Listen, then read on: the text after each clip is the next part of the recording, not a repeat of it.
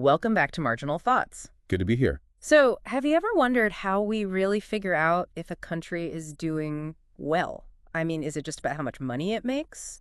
Or is there maybe more to the story? Yeah, that's a great question. It often goes beyond just the economics. Today, we're looking into a way countries get graded, not just on wealth, but on the well-being of their actual people. Exactly. We're going to talk about something called the Human Development Index, the HDI. Okay, the Human Development Index, HDI. For someone completely new to this, what is it? Is it sort of like a big report card for countries?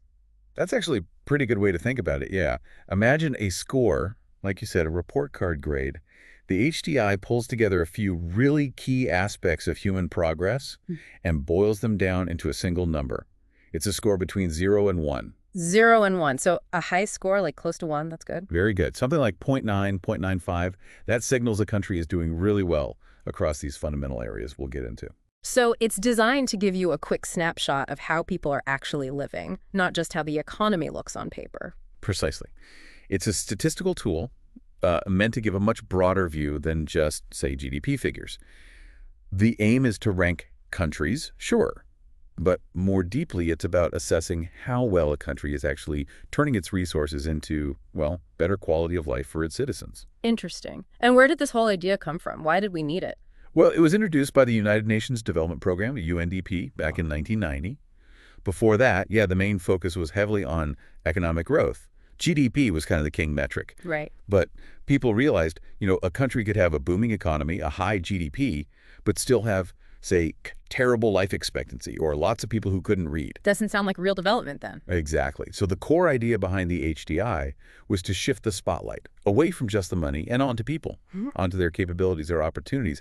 It helps us understand why maybe two countries have similar average incomes, but people live vastly different lives in them. It's saying true development, it's about building better lives, not just bigger bank accounts for the nation. That makes a lot of sense. You can definitely imagine a rich country where, a lot of people still struggle. So if it's like that report card covering different subjects, what are those subjects? What actually goes into this HDI score? Okay, so it boils down to three core dimensions. Three fundamental areas they decided are essential for people to live fulfilling lives. Right, what are they? First, a long and healthy life. Okay, makes sense. How do you measure that for a whole country? Primarily, they use life expectancy at birth. It's a pretty solid indicator of overall health conditions, access to healthcare, nutrition, all the things that affect how long people tend to live. Got it. Longer life expectancy, a higher score in that area. What's number 2? Number 2 is education. And this one has two parts to it. Oh. They look at the average number of years of schooling people aged 25 and older have actually completed. That's looking back. And they look forward, too, at the expected years of schooling for a child entering the school system today. So past achievement and future potential both covered. Exactly. It gives a richer picture of the country's commitment to education and what that means for its people's capabilities. Okay, so we have health, we have education. What's the third dimension? The third is a decent standard of living. Now, this one sounds a bit more economic. It does. It's measured by gross national income per capita, but, and this is important, adjusted for purchasing power parity, or PPP. Whoa, okay. GNI per capita, PPP. Break that down simply for us. Will do. GNI per capita is basically the average income per person, counting income from all sources, even abroad. The PPP part, purchasing power parity, is the key adjustment. It changes that dollar amount to reflect what it can actually buy in that country. Because a dollar goes further in some places than others? Precisely. $100 might buy you a week's worth of groceries in one place and maybe just a couple of days' worth in another. PPP tries to level that playing field, so it gives a more realistic sense of whether the average person can actually afford basics like food, housing, transport, things you need for a decent life. Okay, that PPP adjustment sounds crucial. So it's not just how many dollars, but what those dollars are worth day to day. So life expectancy, education, and this adjusted income. Those are the three pillars. How do they mash those together into that single 0 to 1 score? Right. So first, each of those three dimensions, health, education, income, gets its own index score, also scaled between 0 and 1. Okay. So a country with super high life expectancy gets close to 1 on the health index. Great education stats get near 1 on the education index, and so on. Makes sense. Then what? Just average them? Not quite a simple average. They use what's called the geometric mean of those three index scores. Geometric mean. Why that instead of a simple average? Well, a simple average lets a really high score in one area, say income, compensate for a really low score in another, like education. The geometric mean doesn't allow that as much. It penalizes countries more if they perform very poorly in any one of the dimensions. Ah, so you can't just be rich but unhealthy and uneducated and still score super high overall. Exactly. The idea is that true human development needs progress across the board: health, education, and income. You can't really substitute one for another beyond a certain point. That's a really important methodological point. It forces a more balanced view. Okay, so if we look at the world through this HDI lens, who comes out on top? And who's struggling? Well, based on the most recent reports, the highest scores consistently go to countries like Switzerland, Norway, Iceland, often Northern European nations. Australia is usually right up there too. These are places scoring, 0.96, 0.97, very high. People live long lives, have lots of schooling, high adjusted incomes. Right, the usual suspects for high quality of life, maybe. What about the other end? Sadly, yes, the lowest scores are often concentrated in sub-Saharan Africa. Countries like Niger, the Central African Republic, Somalia, Chad, they often score below zero point 0.4. Wow, below zero point 0.4 compared to over zero point 0.9. That's a huge gap. It really is. It signifies enormous challenges in providing even basic health, education, and economic opportunities. Can you give us an example? Maybe compare a top country and a bottom country on those components. Sure. Let's take Norway, often near the top, and Niger, often near the bottom. Life expectancy. Norway's around, say, 82, 83 years. Niger's closer to 62. That's a 20-year difference in how long people are expected to live. 20 years, that's stark. It is. Education. Average years of schooling for adults in Norway is nearly 13 years.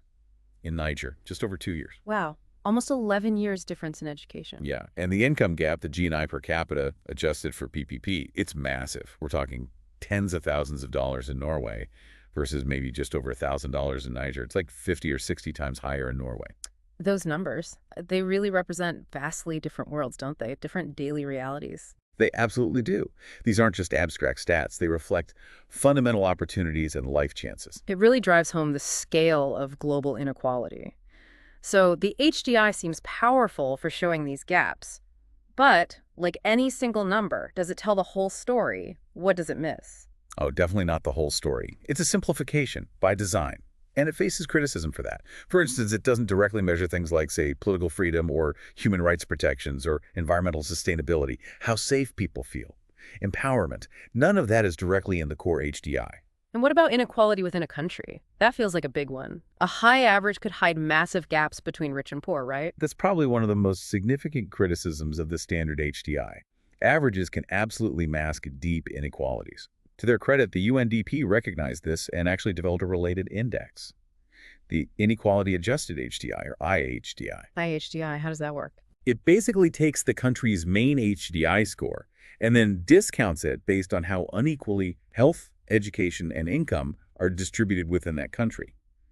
So if a country has a high HDI but also huge inequality, its IHDI score will be significantly lower, reflecting that lost potential due to the unequal distribution. Okay, so there's an attempt to account for that. Yeah. What other criticisms are there? Well, some economists argue it might be a bit redundant. Redundant. How so?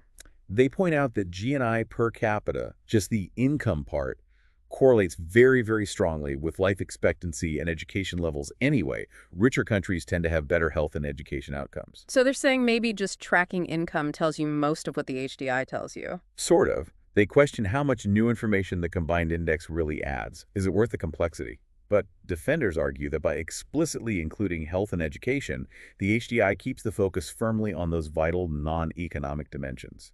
It prevents policymakers from just chasing GDP growth and ignoring people's health or schooling. Right, it keeps those things visibly on the dashboard, so to speak. Exactly. There are also technical criticisms about data sources, how formulas get updated, and whether the cutoff points for low, medium, high development are a bit arbitrary. The UNDP does tweak the methods over time to address some of this. Okay, so it's not perfect. It has limitations. There are debates. But despite all that, why is the HDI still so widely used? Why should we, listening now, still care about it? I think because at the end of the day, it's a powerful communication tool. It's relatively easy to grasp, and it constantly reminds us that development is about people, not just economic statistics. Governments, researchers, NGOs, they use it to track progress, yes, but also to compare situations and, crucially, to highlight where the biggest needs are. So it helps direct attention and maybe resources. Hopefully, yes.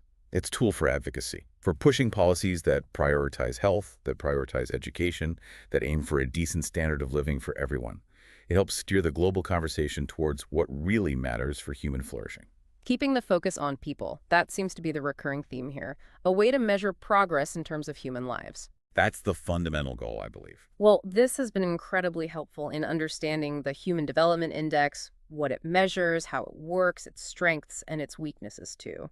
It's clearly more than just a league table. It aims to be, yes. So it makes you think, if the HDI focuses on health, education, and standard of living, what else is truly essential for measuring a country's development? What other factors do you think are crucial for the well-being of people that maybe aren't captured? That's a great question. Things like community, environment, mental well-being, perhaps. Exactly. There could be many answers. We'd love to hear your thoughts on this. What do you think is missing? Let us know down in the comments. And if you found this look at how we measure human progress interesting, please do subscribe to Marginal Thoughts for more conversations like this one. Thanks for tuning in.